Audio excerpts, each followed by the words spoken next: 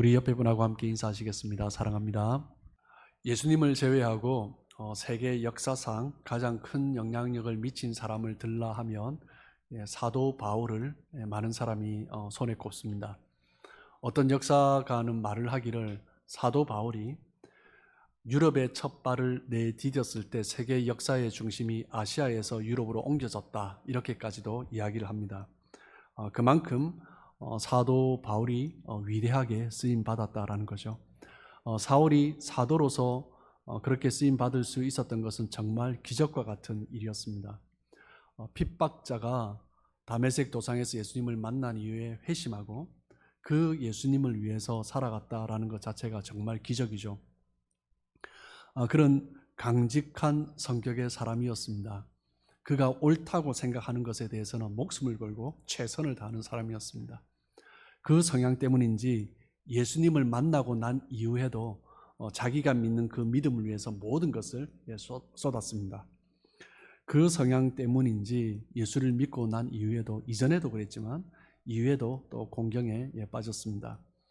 그가 담대하여 예수 그리스도를 증거함으로 이전에는 함께 했던 그 유대인들로부터 이제 미움을 사게 되고, 그가 예수 그리스도를 증거함으로 이전에는 핍박하고 정말 반대편에 서 있었던 이제 그리스도인들로부터 그가 이제 환영을 받았느냐? 그렇지도 않습니다.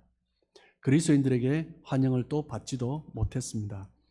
오늘 본문 9장 21절 말씀을 다시 보시면, 듣는 사람이 다 놀라 말하되 이 사람이 예루살렘에서 이 이름을 부르는 사람을 멸하려던 자가 아니냐.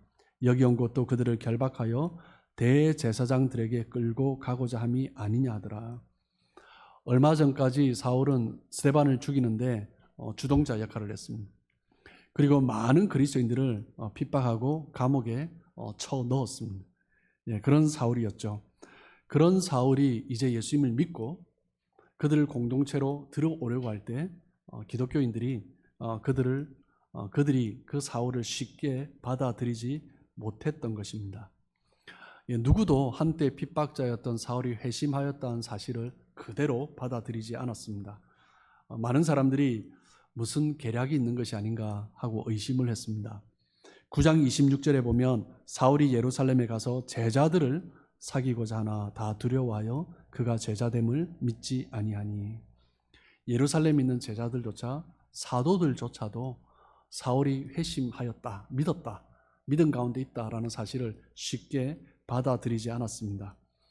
예수님을 만난 이후에 유대인들에게도 핍박받고 그리스도인들에게도 환영받지 못하는, 받아들여지지 못하는 그런 삶을 살게 된 거죠. 아무도 사울의 회심을 믿어주지 않고 받아주고 있지 않은 것입니다. 그럴 때 오늘 본문에 언급되어 있는 바나바, 바나바는 그 사울의 회심과 신앙을 믿어주었습니다. 사울이 이처럼 위대한 사도가 될 수 있었던 것은 바나바가 있었기 때문이죠. 바나바가 회심한 사울을 도우면서 그를 이끌어 주었기 때문에 그 사울이, 그의 인생이 기적과 같이 예수님을 만날 뿐만 아니라 변화되고 쓰임받을 수 있었던 것입니다. 만약 바나바가 사울을 받아들이지 않았다면 사울이 어떻게 되었을까요? 유대인들은 핍박하고 그리스도인 공동체는 받아주지 않아요. 그러면 그 마음이 홀로 계속 있다 보니까 실족하거나 아니면 변방으로 가서 복음을 전하다가 변방에 이름 없는 사역자로 살다가 인생을 마무리했을지 모를 것입니다.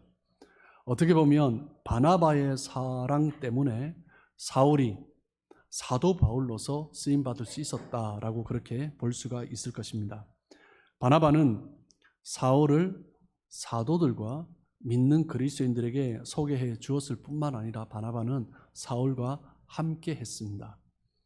이것은 단순히 바나바가 좋은 사람이었다라고 그렇게 이야기할 정도가 아닙니다. 어떻게 보면 바나바를 믿는 그리스도인들이 사울을 받아들이고 데리고 온 그 바나바를 믿는 사람들이 오해할 수도 있는 거죠. 그렇기 때문에 바나바에게도 아무 유익이 없는 그런 일이었습니다.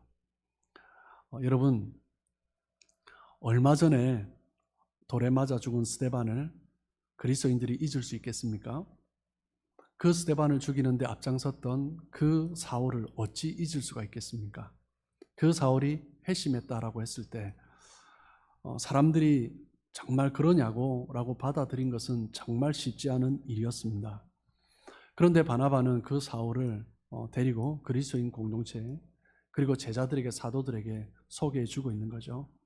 이 사람이 어떻게 예수님을 만났는지 자기가 앞장서서 이야기해 주는 것입니다. 주님께서 사울을 이방인의 사도로 부르셨다. 그렇기 때문에 우리가 그를 받아야 한다라는 거죠. 적극적으로 사울을 변호해 주었습니다. 어떻게 이렇게까지 바나바가 사울을 품을 수 있을까? 바나바가 이처럼 사울을 도운 것은 정말 특별한 일입니다. 오늘 설교를 준비하면서 제가 가장 중요하게 던졌던 질문이 바로 이것입니다. 어떻게 바나바는 사울을 이렇게 받을 수가 있을까? 이 질문을 하면서 말씀을 준비하면서 오늘 본문에서는 확연히 드러나고 있지는 않지만 바나바와 사울의 관계 속에서 어떤 모습이 이 사울로 하여금 쓰임받도록 바나바가 이끌어 갔을까? 여러분, 사울이 회심했다고 했지만 다 아시듯이 인간은 그렇게 쉽게 바뀌는 존재가 아닙니다. 그렇기 때문에 믿는 사람들뿐만 아니라 사도들까지도 사울의 회심을 받아들이지 못한 거죠. 우리들은요, 성경 공부하고 또한 세례도 받고 그렇게 하지만 그렇게 쉽게 바뀌지 않습니다. 죄를 사하는 그 세례 물로 뿌려진다고 우리의 죄가 그렇게 쉽게 씻어지는 그런 존재가 아니다라는 거죠. 우리 인생의 그런 죄성이 얼마나 끈질긴지 하나님 앞에 변화되었다, 회심했다라고 하지만 또 알게 모르게 올라오는 나의 옛 모습들, 못된 개성, 그리고 그 세상적인 가치관, 세상적인 성향, 그것이 우리의 삶 가운데 그대로 나타나고 있는 것이 우리 인간들의 모습입니다. 정말 그리스도 안에서, 성령 안에서 나의 옛자가 십자가에 완전히 못 박혀서 죽기 전까지는 정말 그것들을 쉽게 버리지 못하는 것이 우리 인간들의 모습이죠. 예수를 믿고 옛사람은, 나의 옛자는 죽었다라고 말을 하지만 어떤 상황이 되면 또 나의 옛 모습이 드러납니다. 어떤 종류의 사람들을 만나면 또 나의 옛 성품이 또 나타나는 거죠. 그렇게 옛자의 모습을 이기지 못해서 또 그렇게 살아가는 사람들이 얼마나 많습니까? 많은 사람들이 그렇기 때문에 다른 사람들이 바뀌었다라고 하지만 쉽게 받아들이지 못하는 것 같습니다. 저에게도 한 번씩 그런 분들이 찾아와서 이야기를 합니다. 참 신실하게 보이는 사람이 있는데 근데 어떤 분이 와서 이야기를 해요. 사실 저 사람 옛날에 이런 사람이었노라고. 그 사람의 어두운 과거에 대해서 이야기해 주는 분들이 있습니다. 어떻게 보면 사명감을 가지고 이야기해 주는 것 같아요. 왜냐하면 목회자가 그분을 너무나 신뢰하고 이렇게 세우다가 또 실족해서 넘어질 수 있으니까, 원래 그런 사람인데 사람은 쉽게 바뀌지 않는다라는 생각 때문에 말을 해 주는 거죠. 그 모습을 보고, 현재의 모습을 보고 신뢰했다가 뒤통수 맞을까 봐 염려해서 해주는 조언이다라고 생각을 합니다. 누군가 변화되고 새로운 모습으로 살아가려 해도 그 사람의 옛 모습이 결국 나타나고 드러나게 될 것이다라는 생각 때문에 사람들이 그런 이야기를 하고 또 그런 사람들을 쉽게 받아들여주지 못하는 거죠. 제가 처음 목회자의 길을 걸어갈 때 그런 이야기를 들으면 많은 영향을 받았던 것 같습니다. 참 좋아 보이는 사람이었는데 그런 옛날 이야기를 들으면서 지금 저렇게 하는 것이 그냥 가식적인 모습이 아닐까? 또 옛날의 모습이 언제 드러날까? 이런 생각을 제 안에서 했던 것 같습니다. 그 모습을 보면서 성령께서 책망하셨습니다. 그것이 너에게 맡긴 성도들을 사랑하는 것이니 나도 너를 끝까지 참고 기다려주는데 너는 성도를 섬긴다고 하면서 왜 믿지 못하고 있니? 왜 기다려주지 못하고 왜 그를 품어주지 못하고 있니? 라는 성령님의 음성을 듣고 회개하면서 결심했습니다. 절대 사람들의 말 때문에 성도를 바라보는 그 시선을 더 이상 왜곡하지 않겠습니다. 누군가가 자신의 과거의 연약함에 대해서 고백하는 이야기 외에는 제3자의 이야기에 대해서, 과거에 대해서 누군가 와서 말을 한다면 굳이 말씀하시지 않아도 될 것 같습니다. 우리 인간들은 다 죄인이죠. 저도 그렇고 성도님도 그렇고. 그렇게 말을 하면서 말을 못하게 이제는 막고 있습니다. 여러분, 우리는 비록 우리 모두가 다 그렇죠. 흠이 많고 죄 많은 어두운 과거의 스토리를 다 가지고 있는 사람들입니다. 그런데 우리는 참고 인내하고 기다려줄 때 우리 인생이 변화되고 그 인생들이 모인 공동체는 변화되는 것입니다. 이 사실을 믿으십니까? 저는 성도님들을 보면서 가지는 소망이 있습니다.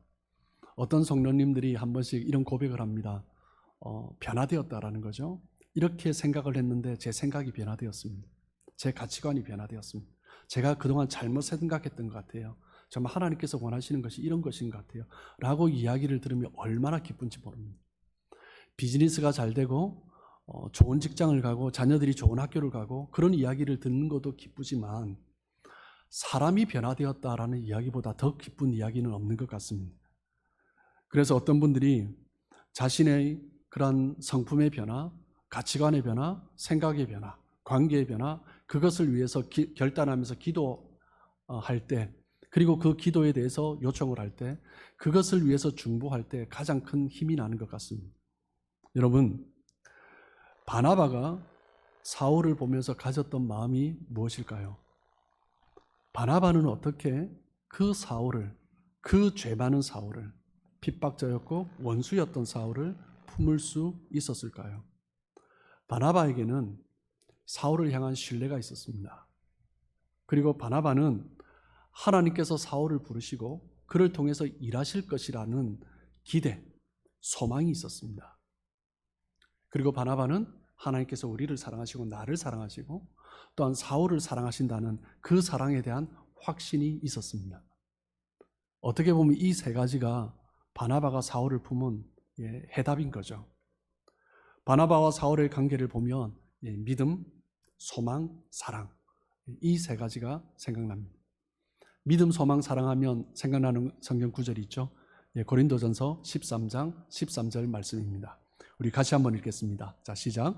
그런즉 믿음, 소망, 사랑 이 세 가지는 항상 있을 것인데 그 중에 제일은 사랑이라. 믿음, 소망, 사랑은 고린도전서 13장 13절에만 나오는 이야기가 아니라 사도 바울의 서신서 13권 전체에 나오는 이야기입니다. 데살로니가전서 1장 3절을 보시면 너희의 믿음의 역사와 사랑의 수고와 우리 주 예수 그리스도에 대한 소망의 인내를 우리 하나님 아버지 앞에서 끊임없이 기억함이니.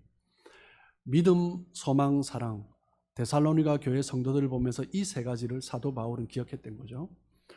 데살로니가 교회뿐만 아니라 에베소 어느 교회든지 사도 바울이 쓴 서신서, 교회를 향해서 쓴 서신서나 어떤 목회 서신서로서 어떤 사람에게 보낸 서신서를 보면 사도 바울의 서신서의 가장 핵심적인 이야기는 믿음, 소망, 사랑 이 세 가지입니다.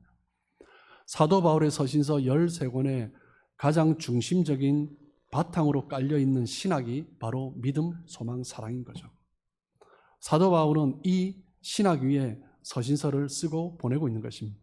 하나님으로 받은, 하나님으로 인한 그 믿음, 소망, 사랑, 그리고 교회 공동체 안에서 믿음, 소망, 사랑이 이루어져야 한다는 확신 가운데 항상 이 세 가지 주제를 가지고 모든 서신서를 풀어가고 있는 것을 우리는 사도 바울의 13권의 서신서를 통해서 발견할 수 있습니다. 믿음, 소망, 사랑 이 세 가지는 항상 있을 것인데 교회에 편지를 보낼 때, 성도들에게 편지를 보낼 때 항상 있어야 하는 것이 이 세 가지다라는 거죠. 무엇 때문에요? 그리스도를 만날 때 경험했기 때문에. 그리고 믿음의 공동체 안에 자기가 들어가게 될 때 이 믿음, 소망, 사랑으로 인해서 바나바와 아나니아와 그리고 성도들로 말미암아 자기가 이 믿음, 소망, 사랑 때문에 믿음의 공동체 안으로 들어갈 수 있었기 때문에 사도 바울은 편지를 쓸 때마다 믿음, 소망, 사랑 이 세 가지는 항상 있을 것인데 라는 그 중심 신학을 가지고 서술해 갔던 것입니다. 교회라면, 공동체라면, 하나님의 공동체라면, 신앙 공동체라면 마땅히 있어야 하는 것이 믿음, 소망, 사랑 이 세 가지입니다. 하나님께서 기뻐하시는 공동체, 아름다운 공동체, 하나님이 세우신 교회, 하나님이 세우신 가정, 그것이 어떠한 곳이든지 하나님이 세우신 사람들의 모임이라면 이 세 가지는 항상 있을 것인데 믿음, 소망, 사랑입니다. 믿음이라는 것은 교회의 기초입니다. 그래서 우리 교회를 우리는 신앙 공동체다라고 말을 하는 거죠.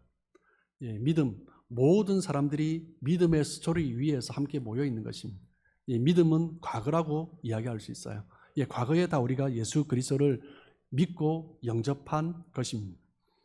공동체에는 다양한 스토리를 가진 사람들이 있습니다. 어떤 분들은요 화려하고 멋진 스토리를 가진 사람이 있고요, 어떤 분들은 부끄럽고 어두운 스토리를 가진 사람도 있습니다. 비슷한 시대를 살고 있지만 너무나 다른 그런 과거의 이야기를 우리는 가질 수가 있습니다. 그런데 교회는 다른 이야기가 아닙니다. 믿음으로 함께 모이는 공동체입니다. 그 다양성은 그냥 그대로 받아들여지는 것입니다.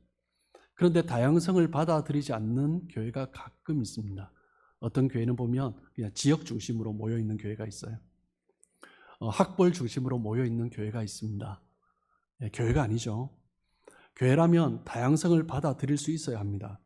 하나님의 교회는 하나님의 공동체이기 때문에 한 가지 공통적인 과거가 중요한 것입니다. 예수 그리스도를 구주로 영접한 그 믿음의 이야기, 그 믿음의 스토리, 그것이 교회의 기초인 것입니다. 그 사람이 과거에 어떤 이야기를 가졌든지 그 사람의 과거의 스토리는 하나도 중요하지 않습니다. 그 과거의 이야기는 품어져야 하고 덮어져야 하고 가리워져야 하는 것입니다. 우리의 과거 가운데 드러나야 할 것은 오직 한 가지입니다. 믿음의 이야기입니다. 어떻게 예수님을 믿게 되었는가? 예수님을 믿음으로 나는 어떤 경험을 하고 있는가? 그 스토리가 중요한 것이죠. 에베소서 1장 15절입니다. 이로 말미암아 주 예수 안에서 너희 믿음과 모든 성도를 향한 사랑을 나도 듣고. 사도 바울이 에베소 교회 뿐만 아니라 다른 교회도 마찬가지죠. 그들에게서 듣고 싶었던 이야기가 뭐예요? 믿음의 이야기입니다. 믿음 안에서 어떻게 살아가고 있는가? 그것을 듣고 싶은 거죠. 우리 그리스도인들이 함께 모여서 나누어야 하는 이야기가 뭐예요? 믿음의 이야기입니다. 내가 예수님을 믿음으로 이런 일이 일어났다. 예수님을 믿었을 때 이런 기쁨이 있었다. 그 이야기를 사도 바울이 듣고 싶었던 것입니다. 성도들에게 다른 이야기를 같이 나누고 그러지 않아요. 그냥 믿음의 이야기. 믿음으로 하나님이 어떤 일을 행하셨는가 그것을 듣고 그 믿음으로 말미암아 교회가 어떻게 세워지는가 그것을 듣고 싶어하는 거죠. 여러분, 그것이 교회입니다. 교회가 믿음 위에 세워진 공동체라면, 믿음이 교회의 과거라면, 교회의 현재는, 공동체의 현재는 무엇입니까? 사랑입니다. 우리가 함께 지금 현재 모여서 나누어야 하는 것은, 서로 주고받아야 하는 것은 사랑밖에 없습니다. 그리스도를 주로 믿고 그 사랑 안에 가는 사람이 현재 우리의 모습 가운데 나타나야 할 것은 그냥 사랑이죠. 사랑하려고 모인 거죠. 믿는 사람이 함께 모였는데 갈등하고 경쟁하고 그냥 이런 이야기하고 저런 이야기하고 그런 것 하려고 모인 것이 아닙니다. 여러분, 교회는 그런 것이 아닙니다. 교회는 사랑하기 위해서 모인 것입니다. 우리 인생은 많은 감정이 있습니다. 우리가 가진 감정 중에 가장 아름다운 감정이 뭐예요? 사랑입니다. 그런데 우리 그리스도인은 사랑을 감정으로만 보지 않습니다. 요한복음 13장 34절 35절입니다. 새 계명을 너희에게 주노니 서로 사랑하라. 내가 너희를 사랑한 것 같이 너희도 서로 사랑하라. 너희가 서로 사랑하면 이로써 모든 사람이 너희가 내 제자인 줄 알리라. 여러분, 왜 사랑하지 못합니까? 사랑을 감정으로만 봤기 때문입니다. 근데 성경은요, 사랑을 계명으로 말씀하십니다. 예수님은 사랑을 계명으로 말씀하십니다. 이 사랑은 조건이 없습니다. 나의 감정이 중요하지 않습니다. 사랑은 계명입니다. 조건을 보면 내가 사랑하고 싶은 사람만 사랑하는 거죠. 내가 좋아하는 사람만 사랑하는 것입니다. 어떤 종류의 사람만 사랑하고 어떠한 경우에만 사랑합니다. 그것은 성경에서 말을 하는 사랑이 아닙니다. 하나님의 사랑을 경험한 사람이 그런 사랑을 할 수는 없습니다. 하나님의 사랑을 경험한 사람이 그렇게 옹졸하고 좁은 마음으로 살아가서는 안 되는 것입니다. 말씀 그대로 사랑은 모든 사람에 대해서, 모든 성도에 대해서 해야 되는 것입니다. 그리스도인에게서 사랑은 감정이 아니라 계명입니다. 그것도 새 계명이다라고 말씀하십니다. 여러분, 내가 원하는 사랑은 하나님이 원하시는 사랑이 아닙니다. 하나님이 말씀하신 그 계명 그대로. 사람이 모이다 보면은 질서도 있어야 합니다. 규칙도 있어야 되고요. 그리고 법도 있어야 되고, 그리고 절차도 있어야 됩니다. 그리고 사람들이 함께 모인 곳이기 때문에 일을 이루어 가려고 하기 위해서는 능력에 따라서 우대도 있어야 됩니다. 그 달란트에 따라서 맡은 일이 다르다라는 거죠.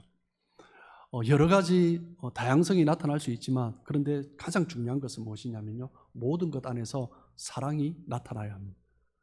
그 사랑이 없이 이루어지는 것은 다 잘못된 것입니다. 사랑은 여러 가지 이름을 가질 수 있습니다. 좀 모자라고 실수하고 부족한 사람에게는 용납의 모습으로 나타납니다. 잘못을 범하고 힘들게 하고 아픔을 준 사람에게 용서라는 이름으로 나타나야 합니다.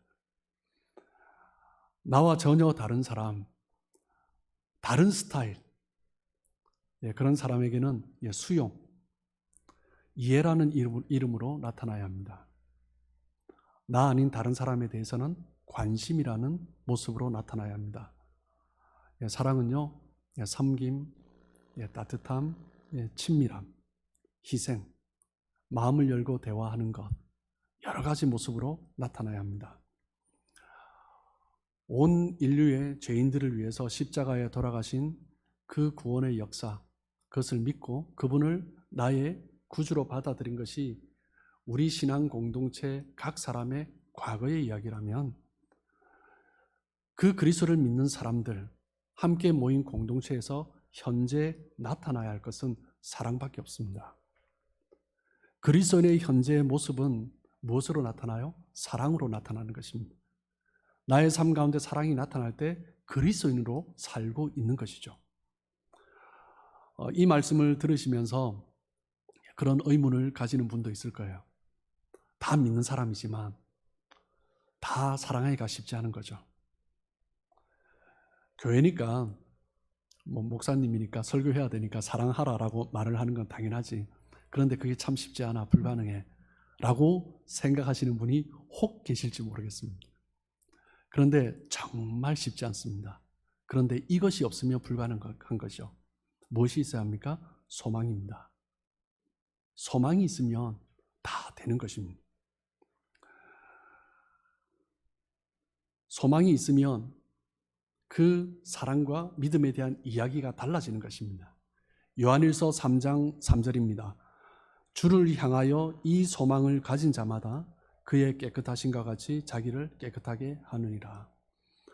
주님 안에서 소망을 가진 사람은요, 자기 자신을 세워갑니다. 그리고 공동체를 세워갑니다.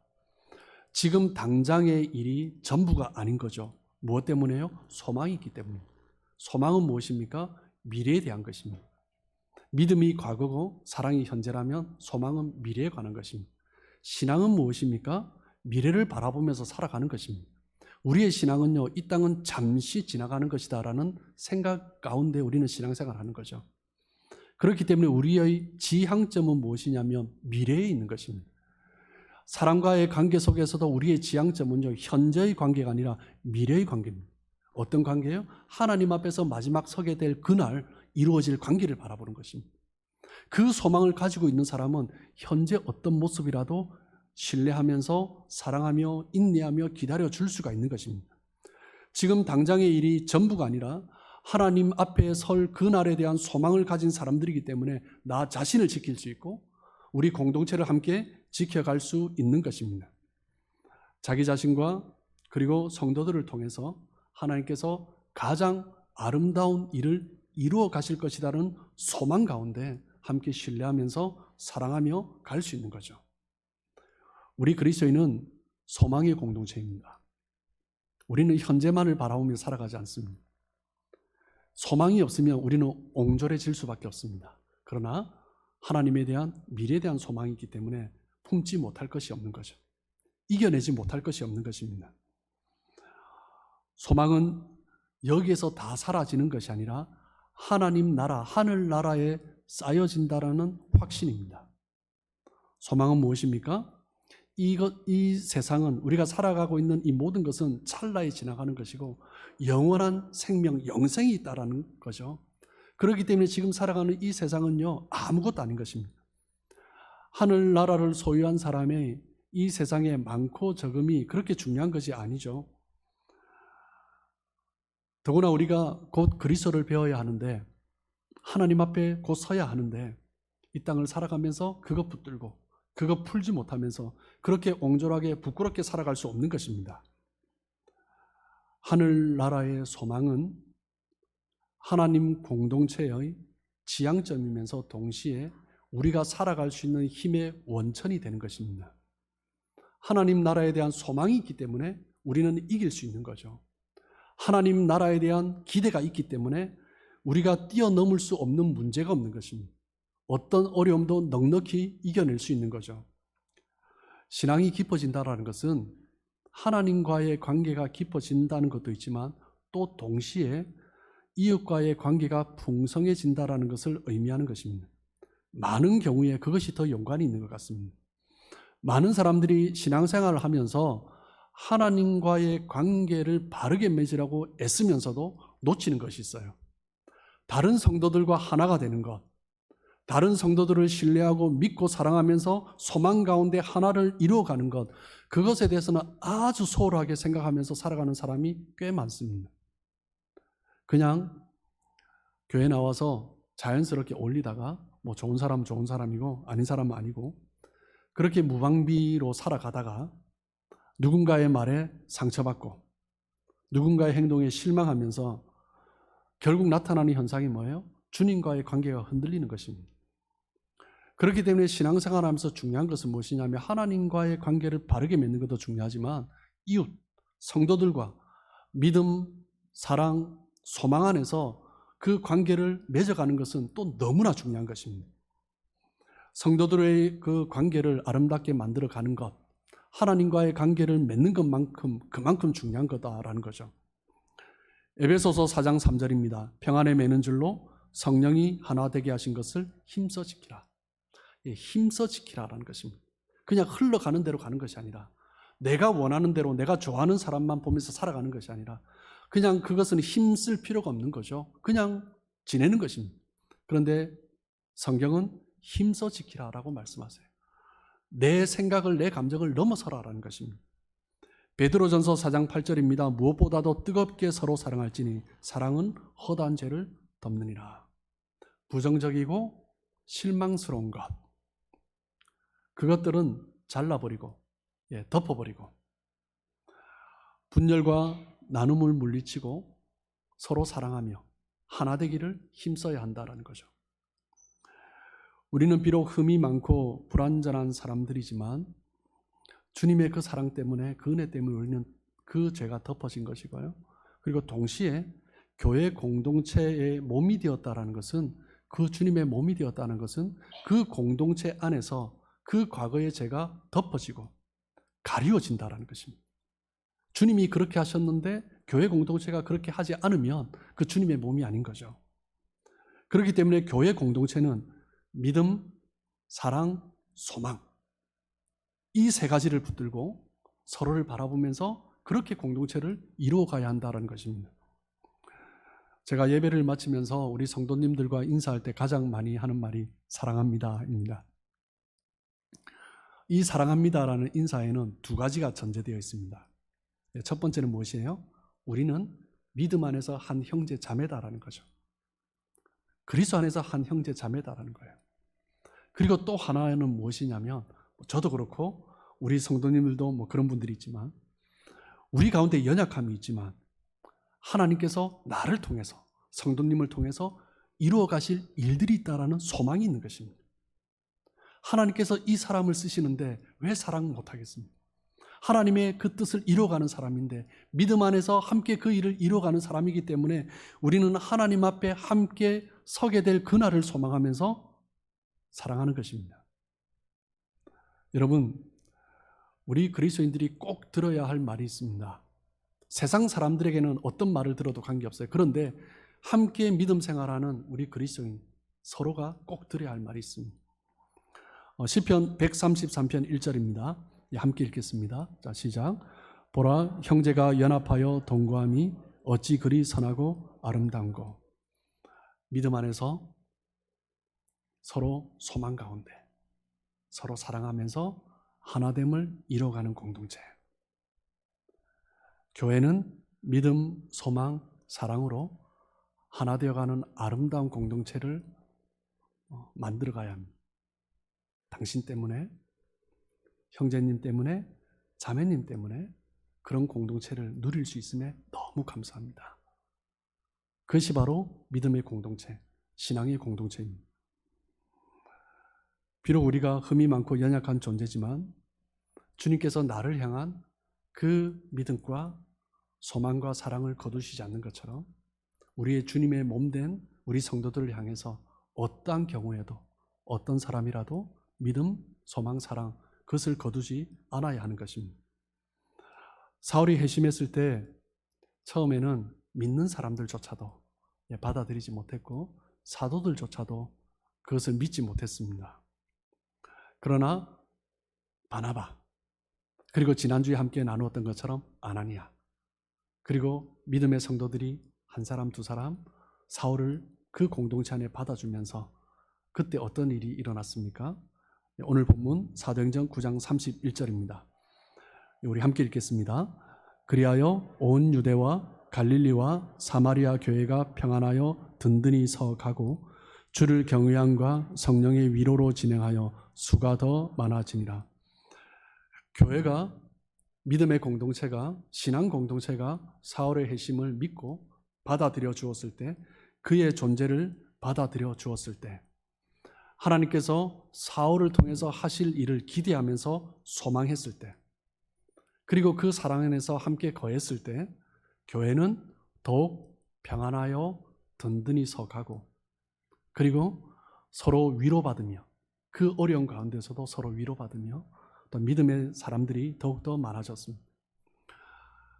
여전히 교회를 향한 핍박이 있었습니다. 박해는 더 심해갔습니다. 그런데 교회는 믿음, 소망, 사랑으로 더욱더 든든히 서갔습니다. 그 어려운 가운데서도 교회는 더욱더 평안해졌습니다. 교회의 그런 모습을 보면서 믿지 않는 사람들이 나도 저 공동체가 되고 싶다라는 마음이 드는 거죠. 그럴 때 수가 더 많아졌던 것입니다. 여러분, 저는 우리 공동체가 그랬으면 좋겠습니다. 서로를 바라보면서 그 사람의 과거가 어떠하든지, 그 사람이 어떤 실수를 하고 어떤 죄를 저질렀든지 이제 과거는 다 잊고 덮어주고 품어주고 내가 가리워주고 정말 신뢰하고 믿어주는 그런 공동체가 되길 원합니다. 그리고 하나님께서 그 사람을 선택하셨기 때문에 나에게도 그러하듯이 그 형제를 통해서, 그 자매를 통해서 하나님께서 일하실 것을 기대하면서 정말 소망하며 서로를 바라보았으면 좋겠습니다. 하나님께서 나를 사랑하셨기 때문에 서로 사랑하고 그렇게 아름다운 공동체를 이루어가는 믿음 안에서 소망 가운데 서로를 사랑함으로 정말 주님의 교회를 평안 가운데 든든히 세워가시는 저와 여러분 되시길 주님의 이름으로 축복합니다.